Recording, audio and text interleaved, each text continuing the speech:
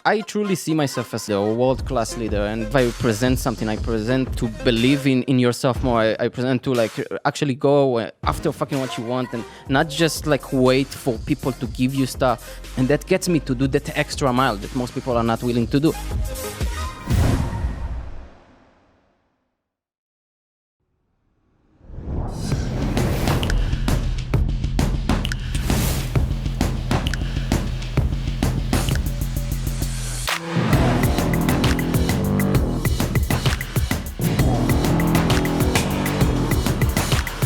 Hey, JB here. The Wolf is in the house for another episode of the Wolf's Den. Got an awesome young guy here today, straight from Israel. Now, he's been here for a little while now, but he's originally from Israel. Lidor Dayan, like Moshe Dayan, right? No eye patch, though, right? Yes. How you doing, buddy? Great to hear you. Great. And listen, I think the great thing about this podcast and some of the comments I've been getting each week are that, some of the people that really aren't, I have a brand, thankfully, for the movie, right? Some people try to always bring famous celebrities on. I don't think that's really the most interesting thing to do. I mean, yeah, I have famous people on the podcast too, but sometimes someone that's really not famous yet, that's on the way up, that has a lot to offer, and you can kind of see people that are just really on the way, working hard, doing the right thing, building their own brand, give them a shot to really tell their story. I think it's really interesting, and especially with someone like yourself, you got a great story. So let's just dive right in, right? First of all, thank you so much for the opportunity to be here, and it's really a pleasure. And I think it's awesome what you're doing, that you give this shot to people like me. So I will do the best to give as much value as I can. Good. Well, listen. So number one, you're from Israel, right? Yes. So I've been to Israel, right? It's an amazing place. I remember, think about Israel, right? You land there. It's a fucking oasis. Like, it's unbelievable. Like, they carve out this green oasis. You look down that way to Syria. Yeah. It's like barren wasteland. And you look the other way to, Jordan's nice too, but you look, I was at this one spot in Israel that I was actually there with a friend of mine, James Packer. We had military helicopters, right? And we actually flew there, and it was the Mossad was tracking us the whole way, right? And we landed in one spot, and we could look and see Syria was one way. I think Egypt was another direction, right? Yeah, we're covered with Middle Eastern here, there, and it's a great area. And a lot of people go there all the time because, there is the beach there, and Right. people like to tan there. But what I noticed though is that Israel, they made this like incredible lush oasis when the surrounding area, the topography isn't really like that, right? I mean, it's crazy. I was impressed by that. Yeah, it is. And so for sure, Israel is a great country. And from my experience, I think after like coming here to America and everything, I truly believe that it's not where you at that defines your success, right? It's about developing better character, like being better, becoming better.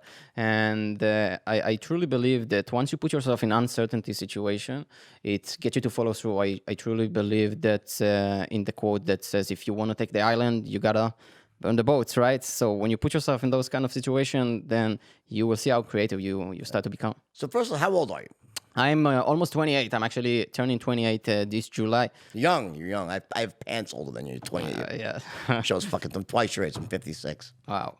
I would never say. I look so. pretty good considering You all look the great. drugs I've consumed, Yeah, right? So we can go out to a party together and. You look like Keith Richards from the Rolling Stones, but I'm a Yeah. little better than that, right? Uh-huh. So, all right. See, what part of Israel have you grown up? Where did you grow up in Israel? I grew up in Netanya.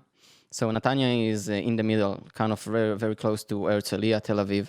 So Herzliya is like with nice beach areas, right? Yeah, Right? Netanya was like 10 minutes from the beach walk. Yeah. And did you grow up in a well-to-do family or middle class or lower middle? I mean, I would say low to middle class. so you had food, you didn't struggle, but Yeah. you didn't have like affluence around you. No, we never like went to vacation too much or like out of the country. I was only one time out of the country in America, actually, when I was 13. It was through the school, and I was only a month here, and I just like fell in love in the place. And I said one day I'm gonna come back. I think that the best part of Israel, the women are beautiful there. Yes. Right? What's that about? Why is that? Why? So explain to me why, listen, I'm Jewish, right? So I can say whatever I want about you. I have an exemption card, right? No, but the thing is, Jewish girls growing up in the, I mean, I don't know. I never dated any because I mean, I still thought they weren't like my type, and they weren't real. Honestly, then you can't cubby them, but part and parcel. Like I wouldn't say it's like the most attractive of all like ethnic types, but you go to Israel. And the girls are incredible. I mean, really, I mean, I have a theory on like they come from Russia, they come from here. It's like it's like they're all mutts, so they like the different genetics, right? Is that Yes, yes. what is that? What is you think? I do think, but once you get to America and you see all the opportunities you have here, and it's like, You want the opportunity. I want I'm still thinking about the women, right? Now I'm in love with my wife, but you have to, there's nothing wrong with looking, right? yeah. It's they're great. They have great character. And they carry guns. They carry Uzis, right? They were trained, right? Not all, but maybe. Well, they all have to go to the army, right? And Yes. So women serve like 2 years, and the guys serve 3 years.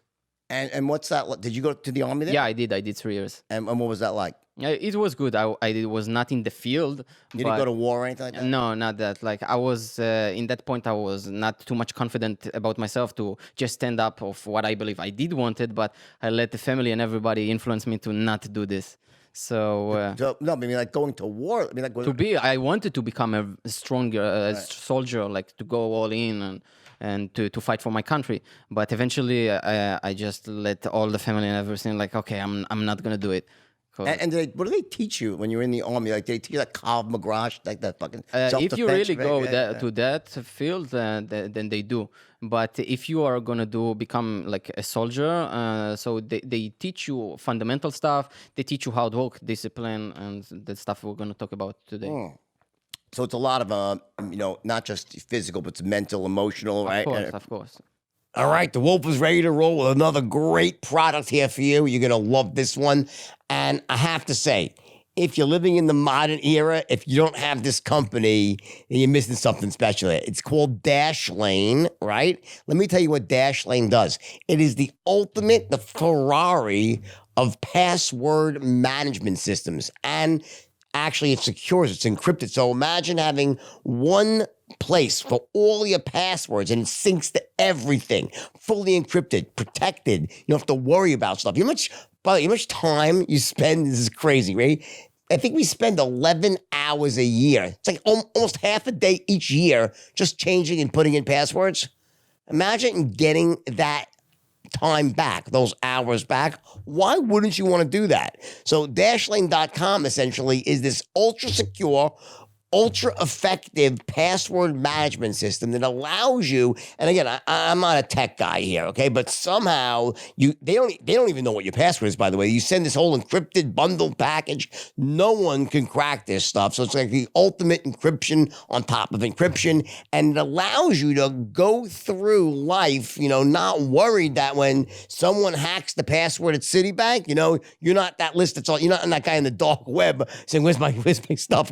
And people are destroying your life because they've taken your identity. Disaster. It's a total disaster.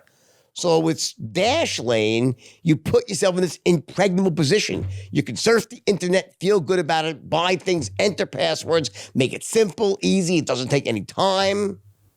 That's what I call an awesome product. We say, like, in the straight line system, we teach about filling a need. This is a massive need, people, that these guys are filling here. All right, so that's the deal. This is a no-brainer, right? Dashlane has an exclusive offer just for our listeners here. You ready? Free 30-day trial. All right? Again, as I always say, when you could get something and try it for free, why not do it? Okay, this is their premium program, all right? So to redeem that, it's Dashlane Premium. Gives you every feature, every benefit that you want out of that, okay? Go to dashlane.com/wolf. And again, you're getting a free trial here. You have more than one password. And if you're not one, I mean, listen, honestly, if you have multiple passwords, this is an absolute no-brainer. So go to dashlane.com right now. You get your 30-day free trial, all right? You fix your password problem once and for all. Dashlane.com/wolf. I promise you this is a service that you're truly going to love because it saves you time and also gives you massive peace of mind. What was it? I mean, I always wondered, like, what it was like growing up with the threat. Like you're surrounded by countries that, not all, but especially I think it's changing a little bit at least. It is. But back in the day, it was pretty tough. Like everyone hates you and they want to, over. Was there like a sort of, was there a fear growing up, or do you always feel safe there? You ever worry about like, walking into a restaurant and a bomb go, or not? Wasn't like that for you? I think media makes it worse than it is. It's just like every story, the news want to make it like bigger than it is. No. But when you, it's just like when you actually live in America and you see how America, it's not like they make it in the internet or at the news. So same with Israel. An exaggeration. Yeah, right? it's always an exaggeration from both sides. So I truly believe like once you actually, if you don't live there, you can judge. You can't actually say anything. Go live there, see for yourself, and you will see. Like Israel is a very democratic country. No, yeah, no, Yeah. I know it's democratic. I'm saying I just always want like It depends where you live. I lived in the middle, so I didn't have bombs and stuff like that. So there are certain people that live with the fear, right? And, yeah. So, but I was always in the middle, so I didn't. Kind of have like that. part of me, this weird part of me wanted to be there, like when the missile and the Patriot hits in the air. Anyway, whatever. So when did you? So you left Israel, right? So are you permanently emigrated? So you're living here full time now? Yes, I do. And what's the biggest difference? That listen, I always kid around with Jews. The Israeli Jews, they're savage Jews. They're fucking tough. I mean, they're like, they come. Israeli Jews are really, they come to succeed. They're focused. They're directed for whatever reason. Is sort of like more of as a real can-do attitude. And it reflects in the whole country. Like everything you see from the way it looks to the way it operates, all very sort of it's like Singapore. You walk, you get off the airline, right, and your bags are fucking waiting for you.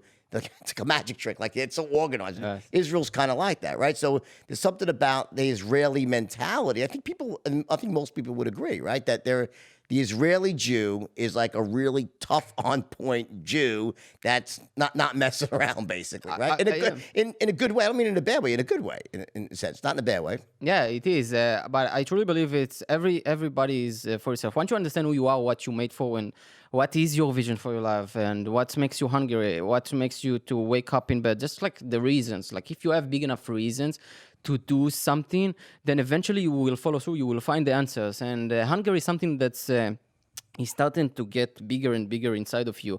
And I truly see myself as a leader, a world-class leader. And I truly believe I represent something. I present to believe in yourself more. I present to like actually go after fucking what you want and not just like wait for people to give you stuff. And if you really want that something, and I give people hope. I see that I present in a country, I present in a culture, and that gets me to do that extra mile that most people are not willing to do.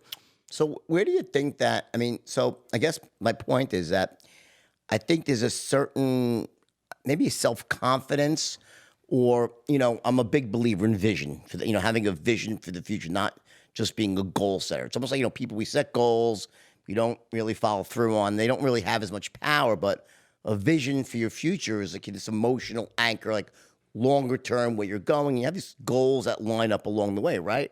And I think on some level, with Israel, it's like, there's like this vision for like, I think it's almost ingrained in the culture, the people there, that it's almost like building a country, building a place. Like, I think that there's like the country's one giant vision. It's like the result of a vision, right? Yes. To have this place where all Jews could go, and everyone's there. It's not just Jews, it's Arabs there. Right? It's very, I know it's open, democratic, right?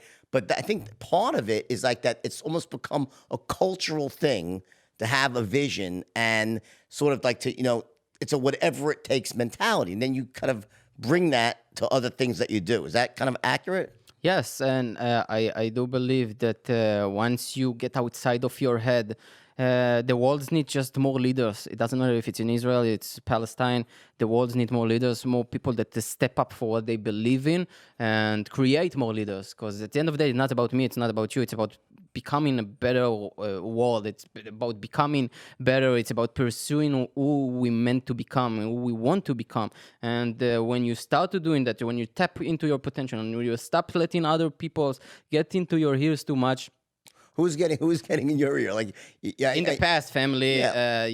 Tell me about myself. that. No, talk about your family. So, what's your family like? So my family is very modern family, and they're very humble. So my dad was working a 9 to 5, really very hard. Doing what? Was in a shop, cleaning there and doing basic stuff, and my mother in a clothing shop. Okay. And so I always wanted to bring them better life. I had the desire and drive to one day I told my mom, like, I will give you a better house. I will give you like experience to show you how life can be. And they're always like, no, we don't need that and da da da. And you always hear when you grow up, like rich people are like that, and they're lucky and stuff like that. So I had to refeed my mind. I had to like start. Your belief system. Yeah, Yeah. yeah. So you think your parents inserted some limiting beliefs in you by, Probably. I love my parents, and Yeah, no, I appreciate them, and they did they got me here to the world. So I always see the good instead of the bad. I'm not judging like, oh, my mother is like that. I love them, and But you gotta be honest though. Like, I listen to my parents. I love them to death. They're still alive. They're great. But you look back at your child and you say they did some things right. They did some things wrong. They were never, mostly, at least my parents weren't ill intentioned. They didn't have bad will, but they had certain beliefs that they got from growing up during the Depression, being risk averse, not taking, that's not thinking that sales was a good thing. That sort of living more of a smaller, contained life. And I think what happens with a lot of us is that we see our parents, and either we adopt their belief systems or we go the exact opposite way. yeah. And I think that someone like myself, I went the exact opposite way naturally, while my brother adopted those belief systems, and he sort of went that way. Now, I think what you're saying is that you had originally felt like you were held back by some of that, but you eventually were able to break through that. You sort of changed your own beliefs and realized that if you wanted to live an empowered life, you really couldn't use your parents' beliefs as a model of how to become successful. Is that fair to say? Yeah, I think once you understand that all you have is your brain, your heart, and your two hands, and that's all you got in this world. And once you start tapping and using those three, you will start to get. Because I think people live in a world that someday somebody's gonna knock on the door and help them, like changing the body or whatever it is that they want to change. But the truth is, nobody. Everybody have problems. Everybody have problems. We always will have problems. The thing is how you handle those problems, and are you going to follow through and start to make stuff happen. You either like be the victim of your circumstances, or A creator. Yeah. So now, your actual business, what you're pursuing in life, is you're a life coach and focusing on the connection between mind and body, right? yes. So why don't you tell me about that? Tell me exactly what you do right now. So I coach people through fitness, through changing their body, and I change their belief system about themselves. Because once you actually master that area, the body, which most people really have a lack of it. If you look, obesity is like more than like, I think 80-90%, especially here in America. So once you master that area, your body, because emotions come from motions, right? If you move your body, you get into a better state. When you're in a better state, you get better results, and you will start to become more creative. I know it. When I am at my best, it's because I have a better state and because I'm moving more. So I truly believe that leading by example it's what it is. I train 7 days a week, no stop, and my training is like at 3 a.m. in the morning, and that's something I discipline myself over time. And I call it the DHD formula. So if you want to change your body or any other area you want, it's about discipline, hard work, and dedication. All right, so DHD, Yeah. discipline, Hard work. hard work, dedication. So what you're talking about here, so you're talking about the really, what I call the inner game, inner world of success, right? So you mentioned state management, right? Which is like, it's like one of those things that no one really invented, right? A lot of people teach that stuff. But so, I first got exposed to this myself really at a high level when I was a salesperson when I was very young. And my first day training with someone else, I noticed that, they were knocking on doors out in the field, right? This guy's name was the Penguin. He was my trainer, right? Okay. Selling meat and seafood door to door, right? And the Penguin was like, listen, you got to stay pumped up and positive, right? That's like key to selling, right? And then I watched this guy go out into the field, And I was, just, walking next to him, and he started off, well, we call him the Penguins. He had like a stick up his ass, waddling around, right? And, he's like fucking, like Danny DeVito has nothing on this guy, right? For the fucking Penguin, right? Anyway, so the Penguin knocks on like, the first 30 doors, and every one of them said no. He was like, no, no, no. And the Penguin was like, just have a nice day, having all positive, right? But then somewhere like around 12:30, I noticed something strange, right?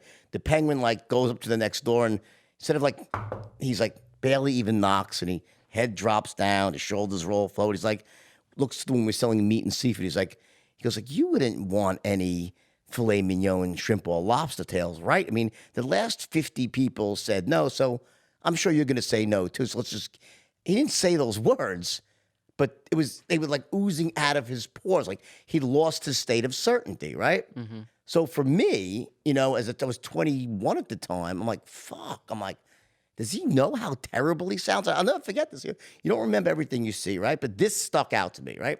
And I said to myself, I said, I'm never going to allow myself to get negative. See, we didn't call it state management back then. You just said, I'm not, if you're negative, you can't close, you can't succeed, right? So, I ended up doing incredibly well as a door-to-door salesperson. I started my own business.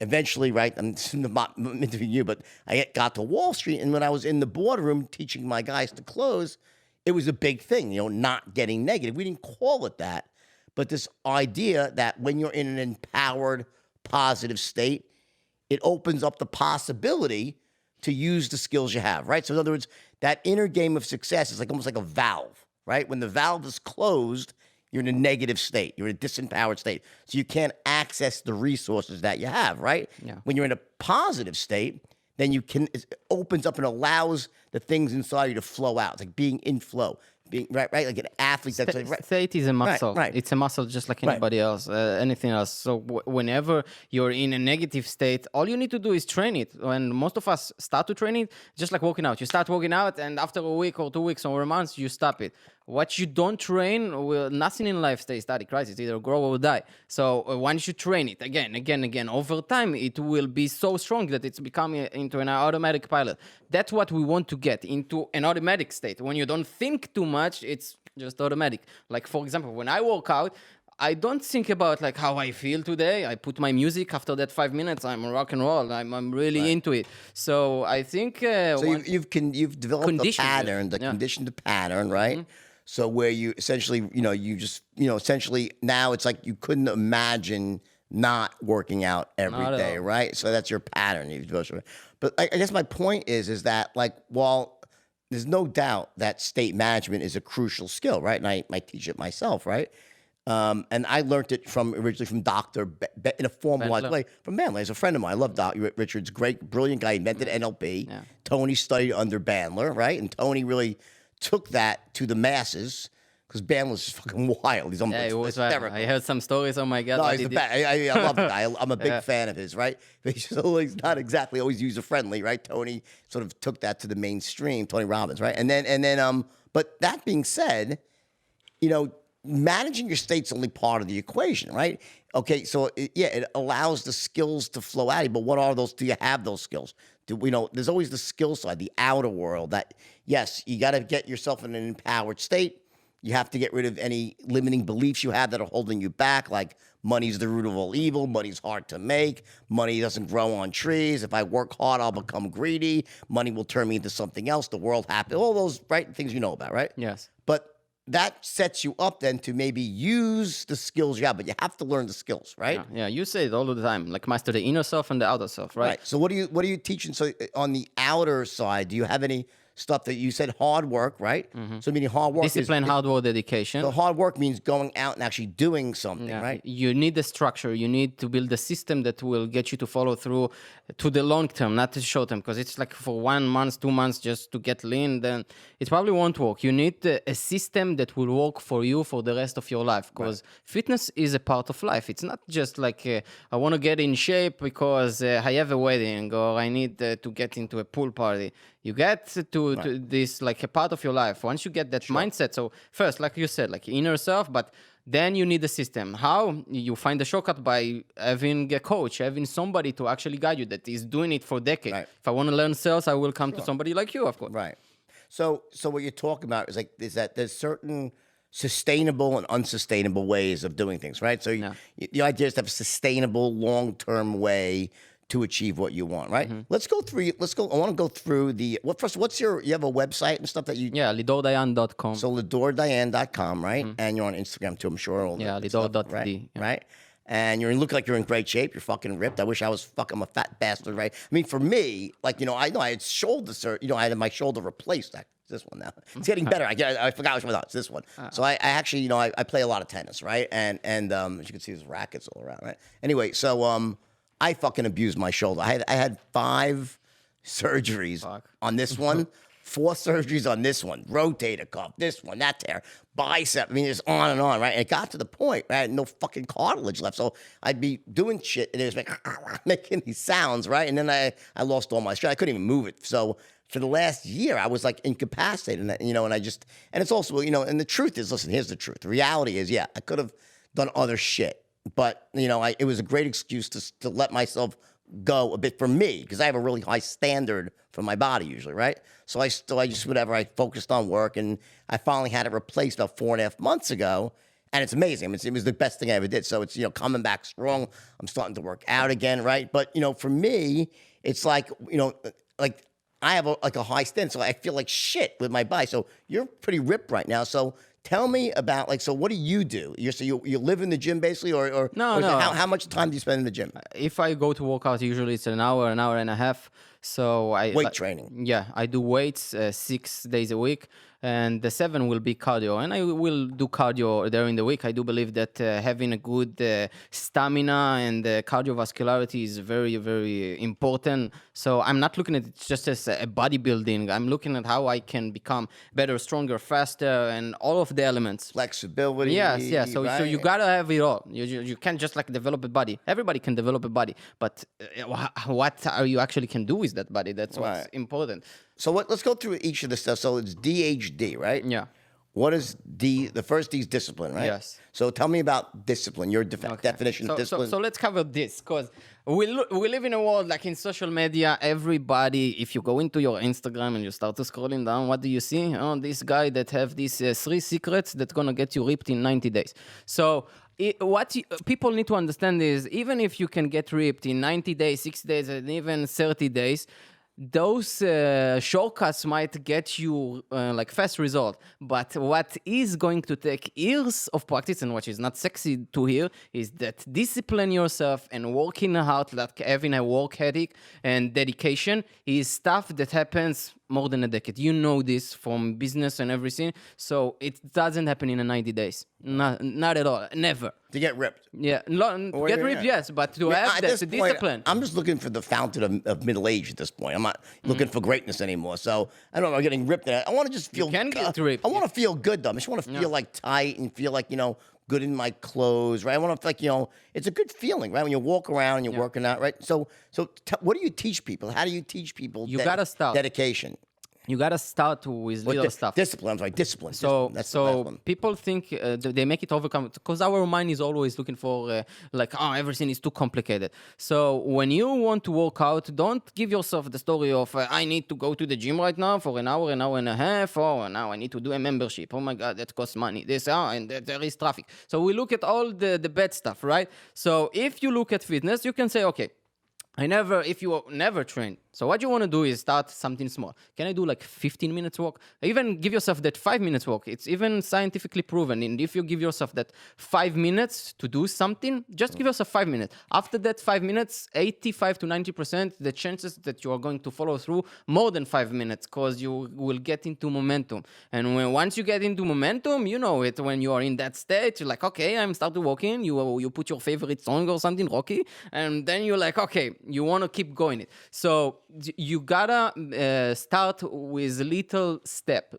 daily step. And so once you get that little daily step, either with your workout or your nutrition, you will start to feel better about yourself. So it's like some of us like Alcoholics Anonymous, so one day at a time, right? One more. You don't look at getting in shape as like a lifelong commitment. It's like, let me just do 5 minutes today, right? And then from there, the rest will sort of take care of itself. Is it like It that? won't just take care of itself, No, but you could, meaning that meaning that in other words, like the way to get yourself to do something yeah. is to not look at like I have to do this for the rest of my life because that's an overwhelming.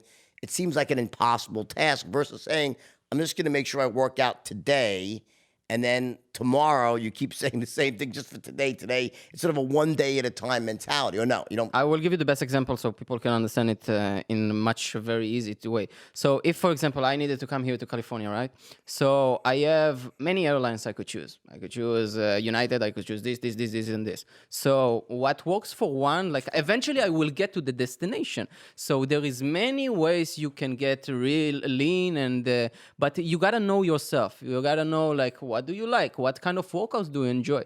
What is nutrition you like? Maybe you're into ketogenic diet. Maybe you don't eat meat. Okay, so I did that by the way. It fucking worked. But I'll tell you, yeah. I lost. My wife had me on the keto thing, right? And for the first few days, I felt like absolute shit because I'm a sugar addict. I fucking love sugar, right? And I was really in this thing. And she's driving me. She says you can't eat sugar. It's may give you arthritis, all this stuff. And I'm like, my diet was like I would eat two, those Tate's chocolate chip cookies. I fucking love these Tate's cookies. I am a carbophobic. All right, so like it's like this. It comes with like a bag is like 2 cases. Like there's like 10 cookies. So I had this thing. I take 20 cookies and put them in milk at night and eat the whole fucking bag. All right, and then I wake up and eat another.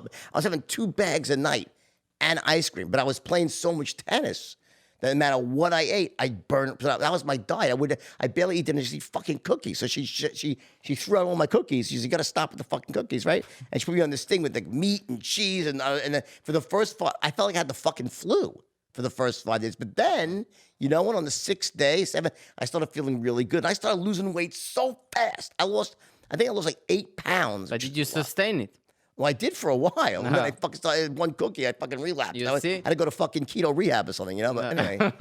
So that's what happens to most people. They doing that diets and it's not sustainable. Right. You gotta find what is going to work for you for the long term. So if you love carbs, there is nothing bad in carbs. By the way, it's like those myths like carbs is the enemy, No, it's In moderation, I think anything's okay. yeah, everything. Like once you understand certain principles, like for example in nutrition, if your body like in a calorie deficit, then your body will start to use more fat as fuel. So if you understand fundamentals and you use the fundamentals, and then start to build the structure that is related to your lifestyle, that is something that it can be sustainable. So you will. So what do you think? Like do you like lots of small meals each? No. I don't believe in this. Like, What do you tell me what you believe in? So I personally do like it varies. It depends on the day. I can do days I just have 3 meals. I can do like 4 or 5 meals, but I will not go to like 6 or 7. I used to do that in the past. That's bodybuilding kind of style. I'm not like okay, let's prepare meals and 6, 7. Yeah. No, it's I feel not. like I was like a fucking cow grazing all day. I was grazing. I never felt like I was never too hungry, never too full. I'm eating there. I didn't like that. I like to fucking binge. When I'm hungry, I want to just eat. Like I want to like listen. I'm not a food person. I'm not. All right, Nick. To me, my wife. Listen, she's a beautiful lady. She's 105 pounds, great shape, no fat. Right? She fucking eats like 5,000 calories, and I've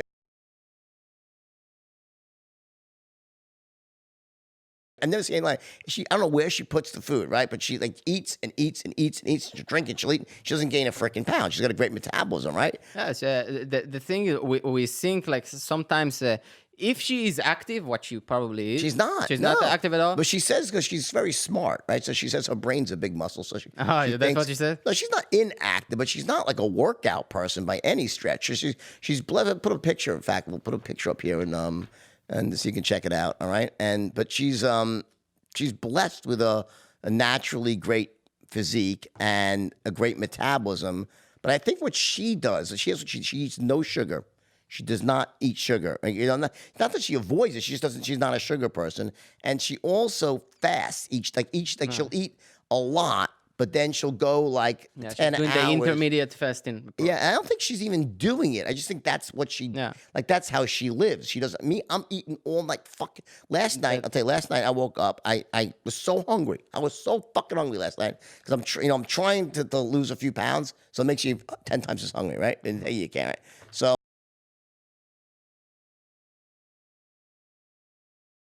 I woke up and I was like trying not to eat. I said, fuck it. So I looked in and I didn't have milk in my fridge, which is probably a good thing, right? But then I broke into the next to the office. I found some almond milk, so I put in some fucking Cocoa Puffs and started eating Cocoa Puffs like 2 in the morning. I had a bowl of Cocoa Puffs, right? And that felt good for like an hour or two. Then I got hungry again. I started rummaging. I found frozen grapes. I was all night long, one thing after the next, right? So I think that like that's a problem, right? Let me ask you this: like yesterday, were you active? You moving around a lot? Fuck, I remember. I did a lot of filming. I was standing in front of a camera a lot. So you probably didn't eat all day. Well, no, but I did. Listen, what I did do. I also woke up. I don't sleep much. I sleep only a few hours a night, right? So I started working out at like midnight because I was lying in bed and I was editing videos and doing stuff for this product I'm developing, right? And I still had I'm rehabbing my shoulders. I had this yellow band shit I'm doing, right? And doing that. Then I had these 20-pound dumbbells. I was doing a bit of that. Then I tried to sleep. I couldn't fucking sleep. So I watched some TV. Then I ate. Then I worked. So it was like, finally I fell asleep at 4 o'clock in the morning and slept till 7, right? So, but I kept eating all night. I think that's probably not a good way to like lose weight, right? Most people do it in big waves, I call it. Okay, so big waves means that 1-2 days you go very low in calories. The people like will starve themselves under 1,000 calories, and then big wave is coming, and that big wave is like 3,000. Why? Because your body has a weekly budget, a weekly calories that it needs. So if you go like couple of days like really low, after 2-3 days, you bet your ass that you're going to feel it. Your stomach is going to tell you, like, oh my God, give me the food. So that's what I'm feeling right now. So you want to have small waves. You understand? So if you have like the small wave and you're in a calorie deficit, but not too much, you don't put yourself in too much drastic calorie deficit, it will be sustainable. That's how you can lose the fat. But most people try like, okay, so what I'm going to do, I'm going to starve myself, going to eat carrots all day and like 1,000 calories, and I'm going to run. That's another thing. People think that cardio is the solution. It is not. Right. Okay? Like if you ever done like long distance cardio, you know that you've been like very fucking hungry. I think weight training is better for losing weight than cardio, right? It burns, because also you're building lean muscle. Lean muscle metabolizes. It requires energy to sustain itself, while fat just fucking sits there like fat, right? Does nothing. So you don't be a fat bastard, like doesn't burn any calories. If you're like you've just, all that muscle requires energy, right? So it's almost you become a more efficient human being, physiologically, right?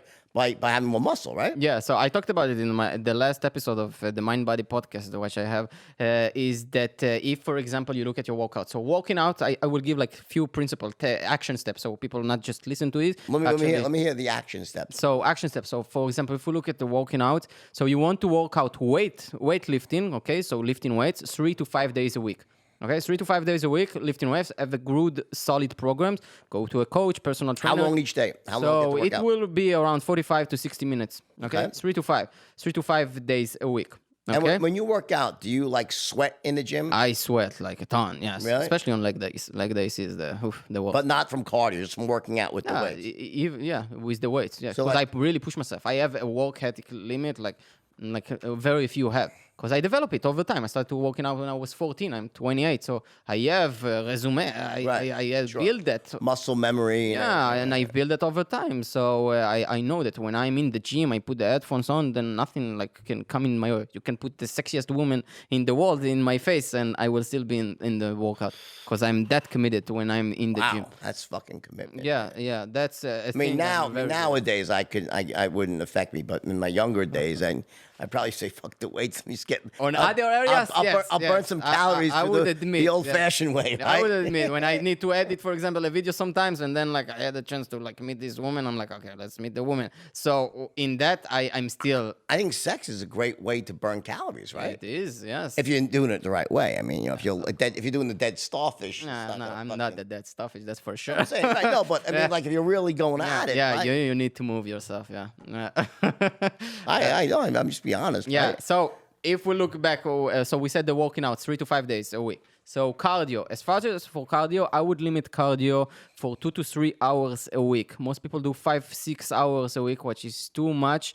And this is why they can't sustain a calorie deficit or any diet that they choose to have, because they do too much cardio. So they're burning a lot of calories and their body is starving for food.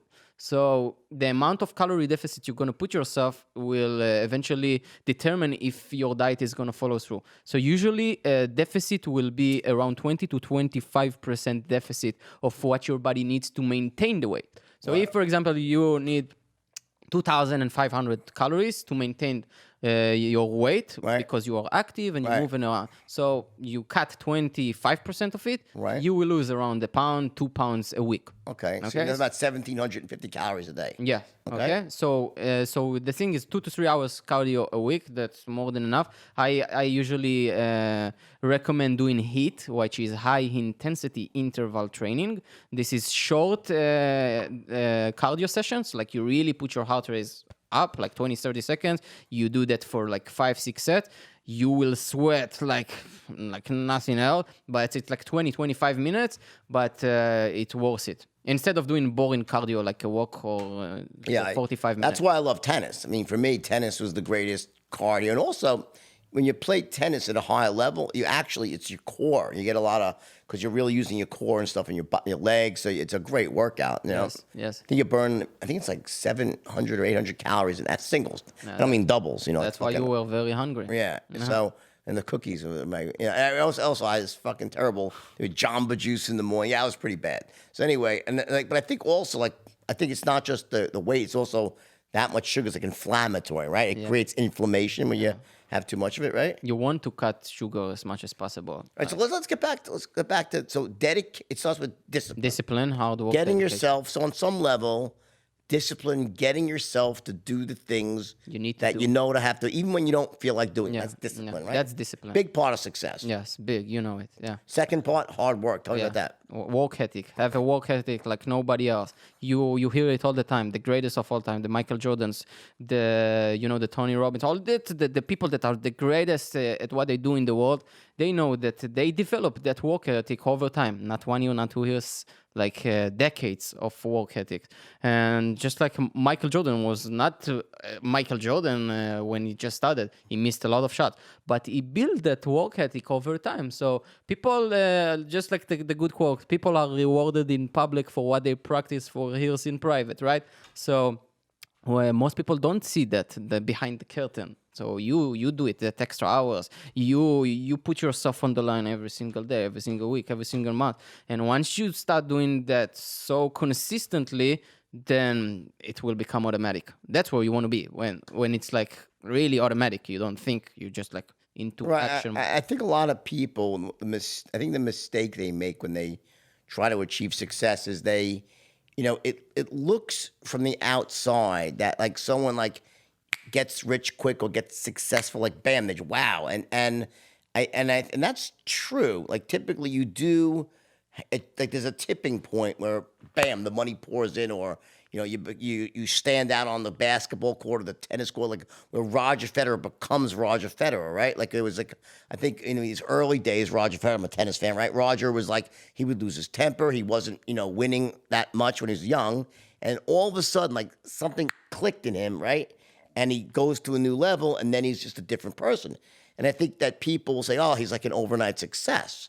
But in reality, there was a massive amount of hard work and dedication that went into it before he achieved success, before the money came in. Anything, whether it's tennis or even in business, that we see someone that it looks like they made it overnight, but there's always this huge commitment that came before it.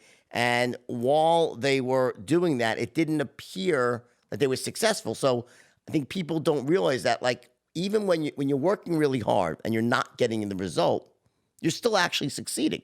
Your success is sort of below the waterline. It's invisible. But you're still, imagine you start off like 1,000 feet below the water, right? And you start, working really hard and sort of lining up the elements of success, and you're getting closer and closer to the surface, but it's not visible. You're not getting the result yet, but you're still making massive progress. And then finally, that last piece of the puzzle comes into place, and boom, you break through, and wow, and the money comes pouring in, but you actually were making progress the whole way through. I think what people miss is that when you're not getting the result, you're still making massive progress. I think they just need to ask themselves who they want to become, who I truly want to be in my lifetime, okay? And then be honest, like really honest. Where am I today in my life? And where do I want to go? And what it's required for me to get there. So once you really like honest with yourself, not like, okay, let's live a dream life in my head. Like, where am I, where is my reality right now in life? Am I broke? Okay, if I'm broke or this and this, so okay, I want to get there. I want to get like a $100 million or a 10 million or a billion. And if I want to become a billionaire, what is required for me? What is the discipline that I need to put? What is the work ethic that I need? So and once you are really committed, then sky's the limit. Yeah, it's like what you're really talking about here is something I refer to, and again, I didn't invent this stuff. It's old as the hills, right? But it's really about standards. Like, in other words, you have on one side of the equation, you have your vision. You call it the beer and champagne. Yeah, exactly. So you're right. You have your vision for the future, and I think that what you're saying is correct in the sense that, some people, they have that, I want to be rich, I want to have this great life, I want to be in shape, I want to make money, I want to have a great family, and yet their standard, like the reality of what they're willing to do to get that, they don't really have that whatever it takes mentality, right? And because of that, there's like a lack of congruency, and they're, as you said, they're like dreamers. They're like, you just think about the future and how great it could be, but they don't want to do the work. It's like, it comes down, do you believe, like, how important do you believe that your personal standards, you obviously have very high standards. When you meet someone, do you discuss that with them, standards, or you think that's not? Yeah, I think it's true, a very important subject. I think there is two main things. Change your peers.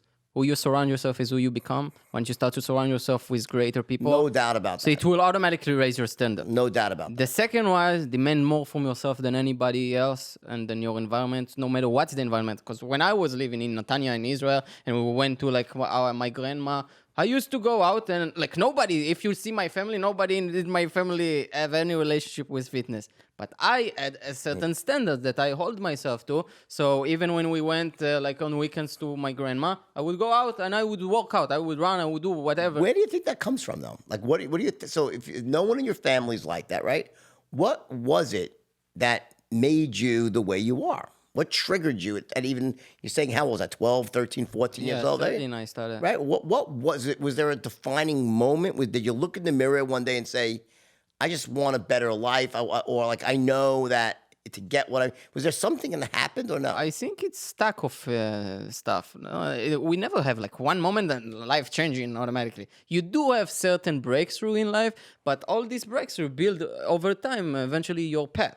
So I do believe that once you have like, okay, at 13 I have this breakthrough, and then at 15 that breakthrough. So Be more specific though. Like, what was there something that you can remember that? if I look back when I was very young, I wanted to change my body. I wanted to start just like getting more fit because I had a little stomach. Did you want to get laid? Was it like, for me, I always No. want to get laid. It's No. always about women. Anything that triggered you? So yes, so I think it's a stack of triggers that you have that over time it just builds you. So you don't just like at 13 years old I had this. Okay, I saw Arnold Schwarzenegger and I saw the way he was sculpted, and I was like, oh my god, damn, I want to look like that too. So I just But why? So you want to look like them? Why?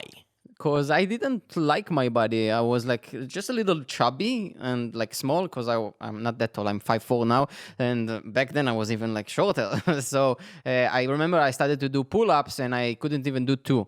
So I said like, I'm very weak. So I started to save some money and I just started to go to the gym. So let me dig deep. So, but why? So, okay, so you want to improve your body. You said you didn't, you were short and you didn't feel like you were in good shape. So, but what did you think you would get? So if you improved your body, what would that get you? Recognition, women, money, success, just feeling better about yourself? Yeah, feeling better, more confident about myself. I think at the end of the day, it's not about the physical appearance that people want to get. It's about the emotions. They want to feel that they actually did what they said they were going to do. And you feel very proud. You want to feel proud about yourself. Eventually, at the end of the day, when you said, okay, I'm going to do X, Y, Z, and you do X, Y, Z, and even more, then you feel very confident about yourself, of your achievement. So I guess what I'm trying to understand here is that, like, for me, and I can only talk for myself, and I have coached a lot of people over the years, right? Is that typically there's something like a value that rests behind that, like that when you dig deeper. So it's like, I want to feel good about myself, have more confidence, because I can then accomplish what? Is it make money, meet women, I want to be an example. I want to be something in my life, like not just I always felt that. so like, I want to be just something. pride, like Yeah, I want to be example. I want to show a greater way. I want to show that you don't need to just settle down and take life like that. So I wanted to build something out of me, and I knew that it's gonna take me to be committed and just doing stuff that most people are not doing. Just like whatever you see people doing, do the opposite. So that's what I did, and that's what So it's the old saying, right? If you do what everyone else is doing, you'll get the average result everybody gets, right? yeah, yeah. So the That's idea what is you want to do things differently, get a better result, right? yes, yes. So when people come to you now, right? So now you're 26 or 28? 28. 28, right? You're 28 years old, right? You made a great move. You're living here full time now, right? Yes, And you're building a business in Texas, Houston, right? yes. And so why would someone come to you versus someone else? Like, what is it that you like? What's your distinction that makes you someone that a destination? Why you? 'Cause there's a lot of people in this space, Yes. right? And the reason I asked you to come on the show is I respect the hustle. All right, I respect the fact that you came here, you put yourself at this, and I think that's awesome. By the way, I guess Thank you. what I want you to tell people is like, why you? Like, why would I choose you as my life coach or fitness coach? Is there some process that you have or way of doing things that is going to make it far more likely that someone that works with you will actually end up getting what they want? I believe for tango you need two people, and if you give me 100%, I will give you 200%. And the people that really see result with me are the people that was really committed. And I'm committed person. And when somebody like really put his trust in me, I put my heart on the table. I will go all the way with him. And people that have been really breakthroughs and transformation with the body knows that. And when they tell me like, can we train at 4 a.m.? I will be there at 4 a.m. And I've been there at 4 and I've been there at 10 p.m. And people that saw results was committed. That's why like I want to work with only with people that are truly committed. If I see that drive, that inner drive, that really like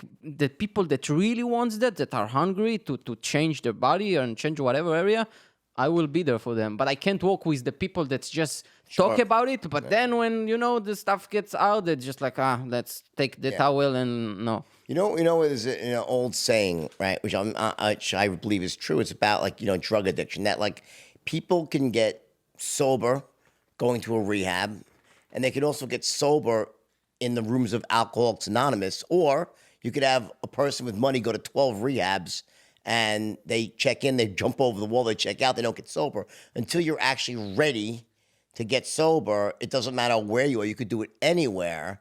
So I guess like that ultra committed person, right? That's super committed. Right? That person probably could get the result. They'll find a way. My question for you is, what about the people who are not there yet? Like I know it's easy to work with those lay downs, the ones that they're so committed, right? And that's like sort of easy to do. But what about the people? There's so many people out there that really want it. Like they want to get the result. They have great intentions, but there's something underneath the surface, whether it's a limiting belief, a lower standard, their inability to manage their state, something there.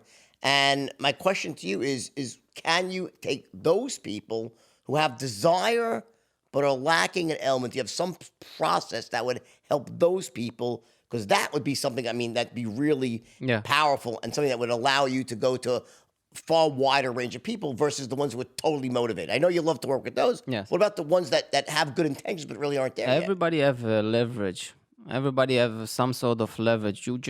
We gotta find what is the leverage for that person, because everybody wants something. But like for example, if somebody knows that somebody is gonna take $5,000 from him, if he's not gonna get the result in a month, Yeah. so that's a leverage for this guy. So Sure. as a coach, I think you gotta know who you're dealing with and Sure. what is the leverage you can use in order to get them to actually Right. follow through. So I think what you're talking about is like there's a process that Dr. Bandler teaches, right? And it's about raising someone's standards in the sense that, so let's say someone has a lower standard, and that's really about they can't get themselves to do the things they know they have to do, right? They think about, they want to, they even have good intentions. They just can't quite get there on a consistent basis. So the process by which that you would do the according to NLP, and I use a lot of this, in my own sort of twist on it, right? Is that, people have these, what we call, they have their towards values and have their away values. Like that we move away from pain. This is really the basis of NLP and making change, right? And we move towards pleasure. So what you're saying when you talk about leverage, Yeah. I think what you're saying is identifying what someone's pain points are And use it. and use that to propel them away, and then also finding out what to them represents pleasure and sort of using a dangle that's the old carrot and the stick sort of situation. Is that what you're kind of talking The about? pain will push them to start, Right. but the pleasure will get them to, it will hook them. Okay? So, 'Cause which do you think is more potent as a motivator? the pleasure, of course, because the pain is only like for a month or 2 months, but once you actually have that pleasure, it's like just becoming a millionaire. You start to like, okay, you dress better, or you start to eating in better restaurants, so you taste it. Once you taste something that is pleasure, it can be sustainable, because Yeah. you like, and if you do it enough time, it will become sustainable, because you're like, okay, that's my new standard. What do you think about the idea? Because one of the things that I've noticed with some people is that everybody has a somewhat of a different motivation strategy. Meaning that while we all move away from pain naturally and we move towards pleasure, there are some people that have a dominant motivation strategy where it's really more about moving away from pain. For instance, I actually am a pain motivated person. When I really got to get myself to do something, what I will do is imagine the worst outcome possibility if I don't do it. Like if I don't take action, I almost worry myself to death. And I'm not saying it's an elegant strategy. It's a fucking effective one though. In other words, like if I want to get myself to take action in business and I'm not really feeling it, I will literally imagine like a terrible outcome, going bankrupt, losing my money, not, and by doing that, it forces me, I move away from pain. Mm-hmm. And while I also, yes, I am motivated by pleasure as well, my dominant modality is actually pain. But then I have my children. So I've always, I coach many people, some of my kids. I noticed that my kids growing up, I had some of my kids, like my son Carter, he would move towards pleasure. Really? Pain is not going to motivate my son. You could tell him all the terrible things that will happen. That's rare. But yeah, well, no, but he doesn't move away from it. He is a pleasure. No, that's the one. This is the one that you said people move towards pleasure. He was a pleasure-based motivation strategy. While my son Bowen is more the opposite. Bowen will actually move away from pain. So how you go about motivating those people is actually a bit different. I'm going to try to motivate my one son. I'm not going to say to Carter, you don't do this, you're going to get punished. I'm going to take this. I'll say, fuck it. Yeah, whatever. I know it sucks. And I'll still sit there and do nothing. But if I say, imagine, Carter, if you do this, all the great things that could happen, boom, he's out there taking action because he's dominant on the pleasure side. So when you're working with people, it's important to kind of realize that people are while we're all human beings, we do have these sort of differences. Everyone has a little bit of both, but how you do it's kind of different for each person, right? Yes, it is. And the mind doesn't know the difference between something you imagine and something you actually experience, right? Sometimes we dream about stuff and it's so real to us. And there is a thing called, you probably know it, the Dickens process, which means once the brain see a lot of pain that was in the past, in the present, and it's going to be very painful in the future, then the brain changes and it's like, oh my God. Yeah, well, that you're referring to is like the Charles Dickens novel, The Ghost of Christmas Past. Yeah. So that's like basically Tony's thing, right? Yes. Which is based on the same. It's like the NLP and Tony's next evolution of that, right? Mm-hmm. Which is doing his Dickens approach, right? Yes, it's powerful, I've actually been through it, and for many people, again, I'm a big believer that we're complex. People are very complex, and you can't cubbyhole them into any one type of strategy. Listen, I had thousands and thousands of kids working for me back in the day, right? And I would always give meetings, and you have to motivate large groups at a time, so you want to speak to both types of people. So you kind of include both in your patterns, right? Yes. So now tell me, so now, where would people, if they want to find you, right, where would they go? Tell me what's the easiest way to find you, to follow you, or... So the easiest way is Instagram, lidor.d. I post like daily content from the stories to the posts, and of course my podcast, the Mind Body Podcast, and my site's lidordayan.com. Lidor.d. Lidor.d, the Instagram, yeah. Awesome. Well, buddy, listen, I think you're really have a lot to offer Thanks for coming on the show. Thanks for having me. And really appreciate it. I'd love to see where you are in a year from now. I have a feeling you'll be in a really, I think you'll be at a whole new level. Thank you very much. I appreciate it. Have a great one. You too. Bye.